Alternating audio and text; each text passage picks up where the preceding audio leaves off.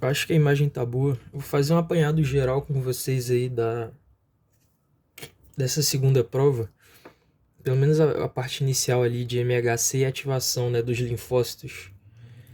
Vai ser uma parada bem rápida. Eu fiz um apanhado geral aqui, fiz um esquema para ver se fica mais claro para vocês. Antes de começar, eu gostaria só de relembrar, né, as fases da resposta imune. Isso daqui caiu lá na teoria, para ter caído na primeira prova. E ela dividiu, né, a professora dividiu as fases da resposta imune em cinco, que é reconhecimento, ativação, eliminação, declínio e memória. Então a gente precisa ver essas cinco fases durante o que eu vou falar aqui. Então, para começar, vamos começar assim. O antígeno ele entra no nosso corpo, supondo que aqui é a pele, tá? É um desenho bem feio, o antígeno vai ser essa bolinha preta aqui, isso daqui é a pele. E faz conta que você teve um corte aí na sua mão, no seu braço, e por meio desse corte entrou aí uma bactéria, algum vírus, alguma coisa que a gente vai chamar de antígeno, certo? Que não pertence ao seu corpo. Então, o, o que acontece, primeiramente, quando o antígeno entra no seu corpo, a gente já começa com a fase de reconhecimento. Porque no primeiro contato desse antígeno dentro do nosso corpo, o que vai acontecer é a imunidade inata, certo? Que vai agir ali por meio dos macrófagos, neutrófilos, células NK, pode gerar aí nesse período aí uma inflamação e também vai ser o período que vai estar tendo ali uma defesa por parte dessas células aqui. E como que essas células de defesa vão chegar no antígeno? Por meio dos receptores, não, reconhecimento de receptores de padrão molecular. Eu não lembro qual era agora esse negócio aqui. Mas era as paradinhas de reconhecimento. Nós temos o pump, o dump, o vamp. Então aqui a gente tem meio que desenhado o antígeno entrando. Aqui nós temos as bolinhas. Essas bolinhas são o pump, o dump e o vamp, que vão reconhecer, né, que tem alguma coisa de errado dentro do corpo e vão meio que recrutar algumas células de defesa, que a gente tem um neutrófilo, que a gente tem um macrófago, certo? Então isso daqui foi o assunto lá da primeira prova, que é a imunidade inata. Se esse antígeno resistir à imunidade inata, se ele for uma coisa muito forte, sei lá, uma bactéria super resistente, só um exemplo, se ele resistir, né, aí vamos entrar na imunidade adaptativa, que basicamente o que vai acontecer? Aqui no ponto 4, células apresentadoras de antígeno, que são as APCs, vão pegar fragmentos desse antígeno, que a gente chama esses fragmentos de epítopos, e vão apresentar esse fragmento aos linfócitos T com auxílio de proteínas. Essas proteínas a gente chama de MHC. Tem um nome lá que eu não lembro, mas chamando de MHC na prova é suficiente, certo? Então, isso vai acontecer quando... Esse aqui é o início da imunidade adaptativa. Quando o antígeno resiste à imunidade inata, vão vir algumas células apresentadoras de antígeno, que a gente tem aqui, ó, que eu desenhei A, B, C e D. Quais são as APCs?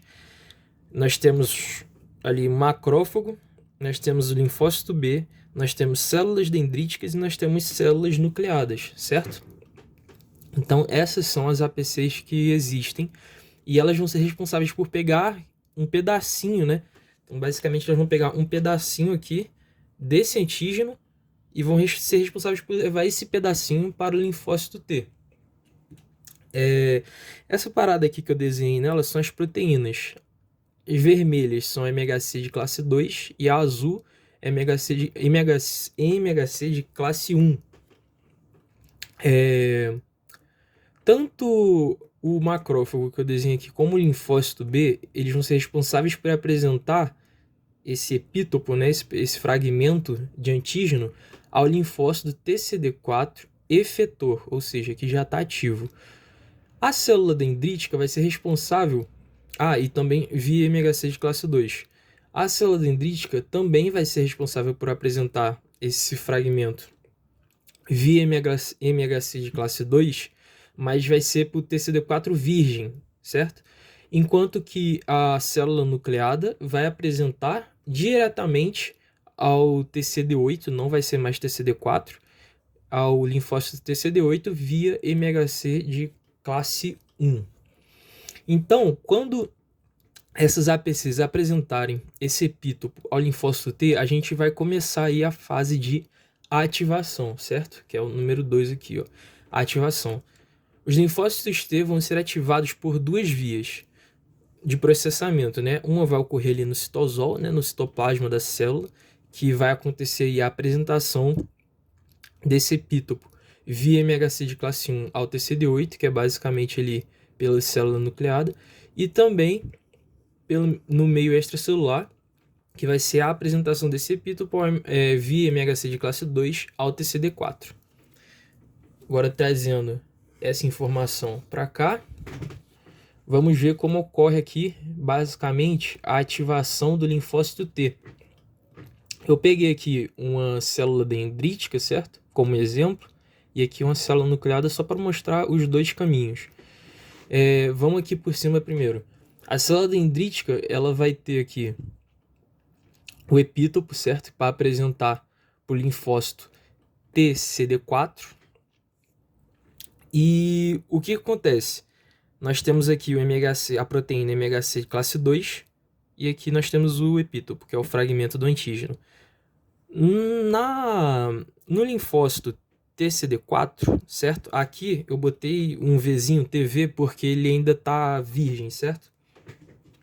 No linfócito TCD4, nós vamos ter aqui um receptor chamado de TCR, que vai ser responsável, né, por fazer essa ligação com o MHC de classe 2 e fazer ali o reconhecimento do antígeno. E a gente também vai ter dois outros receptores em cada uma dessas células que também vai auxiliar esse reconhecimento, né? Que seria o B7 e o CD28. Depois que ocorre o reconhecimento do antígeno, do fragmento desse antígeno pelo TCD4, ele vai se transformar num linfócito TCD4 efetor. E a partir do momento que ele se transforma no linfócito TCD4 efetor, ele vai liberar algumas citocinas. Aqui eu botei a interleucina 2. E essa interleucina 2 vai fazer com que ele se prolifere. Então ele vai se proliferar e também vai produzir um linfócito TCD4 de memória. Isso vai ocorrer tanto aqui, sendo a apresentadora de antígeno sendo uma célula dendrítica, como também se fosse uma célula nucleada via MHC de classe 1, certo? A célula nucleada aqui, por exemplo, também possui o receptor B7. Aqui o linfócito, que nesse caso aqui vai ser o TCD8, né? Porque, como a gente viu, aqui célula nucleada só apresenta para TCD8. Tanto a célula nucleada como o linfócito TCD8 vão ter aqui de receptores, né? Então tá aqui o TCR, que nem tem aqui em cima, e também tem o B7 e o CD28. Aí vai ocorrer a mesma coisa que aconteceu aqui em cima, certo? Então aqui embaixo está basicamente a legenda só para exemplificar, né? Só para deixar mais claro. Então aqui no A a gente tem um reconhecimento do antígeno com a ligação do MHC com o TCR, que é basicamente isso aqui que está acontecendo. Aqui em cima também. Na letra B, a gente tem o que a gente chama de coestimulação, que no caso seriam esses outros receptores, tanto o B7, a ligação do B7 na célula apresentadora de antígeno, como o CD28 no linfócito T. E também na letra C, que acontece aqui, nós temos a produção de citocina, que eu botei aqui a interleucina 2, que vai ser responsável pela diferenciação desse linfócito T, a proliferação dele e para também a sobrevivência. Aqui eu botei uma observação que é bom você estudar nessa parte os tipos de TCD4. Aí tem o T-helper 1, né? T-helper 2, T-helper 17 são importantes, o T-helper folicular, o T-regulador.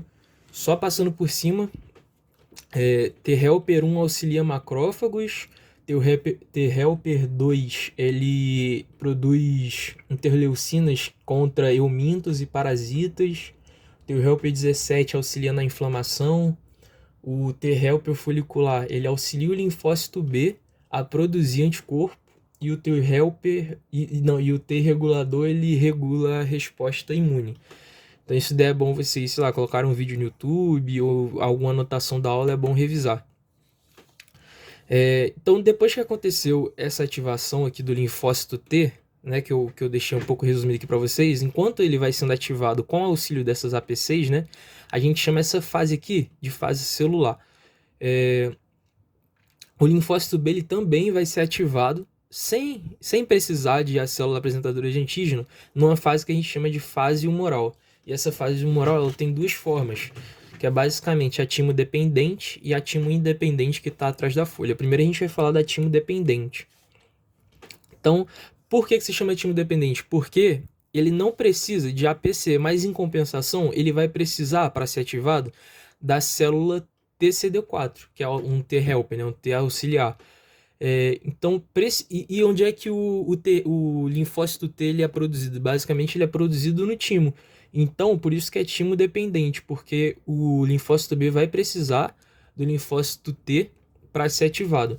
Então, a gente tem aqui o linfócito B, ele vai reconhecer diretamente esse antígeno, certo? Ó, vamos pegar agora aqui pela legenda ABC.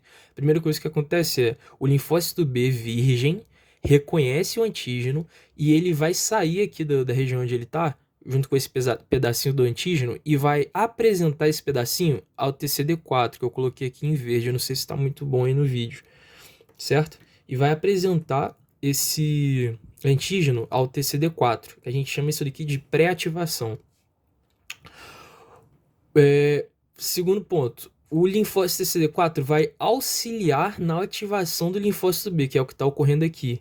Aí aqui a gente tem receptores importantes nessa ligação do linfócito B com o linfócito T. O linfócito T ele vai ter um receptor que se liga com o do linfócito B. O do linfócito B se chama CD40, enquanto o do linfócito T se chama CD40L, certo? Não esqueço. E vale lembrar também que esse linfócito T, ele tem que estar efetor, certo? Então, para ele ser ativado, antes dele chegar aqui, ele tem que ter passado aqui algumas células, né? Tipo um macrófago que auxilie ele a ser ativado. Depois que ocorre essa ativação do linfócito B, ele vai começar a se proliferar e se diferenciar.